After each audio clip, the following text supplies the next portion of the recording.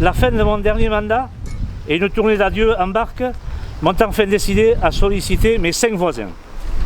C'est avec un peu d'appréhension que j'ai commencé mes invitations. Très vite, j'ai vu que mon projet éclairait les visages et je me suis dit, on va le faire.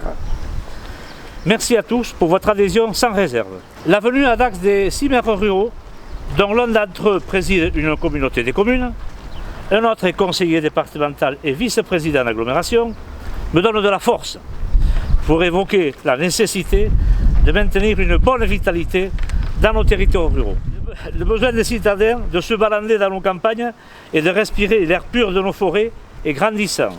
Encore faut-il que nos territoires soient accueillants, entretenus et cultivés.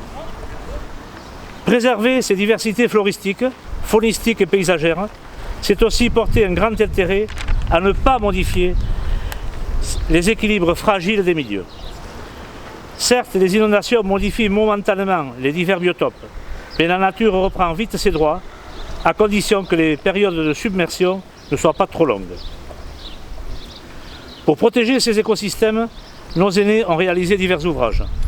Depuis François Ier, qui fit venir des Hollandais pour construire des portes à flot très efficaces au moment des crues de printemps pour protéger les foins, à nos parents qui ont complété ces travaux d'endiguement conséquents, tout est fait pour que ces zones inondables soient moins vulnérables.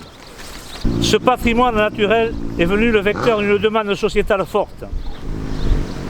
Il faut être très vigilant quant aux décisions qui pourraient, pour des raisons purement pécuniaires, anéantir tous ces écosystèmes et laisser aux générations futures des hectares de terrain embroussaillés et stériles. Ces décisions appartiennent maintenant aux élus qui ont eu la faveur des électeurs. Il faut qu'il y ait de la vie sur nos territoires. Et il y aura de la vie que s'il y a une activité économique, en l'occurrence l'agriculture. Bon, l'élevage malheureusement a disparu. Mais en fait, il faudra trouver. Il se met en place de nouvelles. On va appeler ça encore des aides au niveau de l'Europe, mais est-ce que ça sera aidé par les structures locales, enfin locales, dans des régions et départements par exemple, pour justement maintenir ces milieux en l'état? Il y a aussi des chasseurs qui sont là, qui entretiennent le patrimoine. Il n'y a pas que les agriculteurs.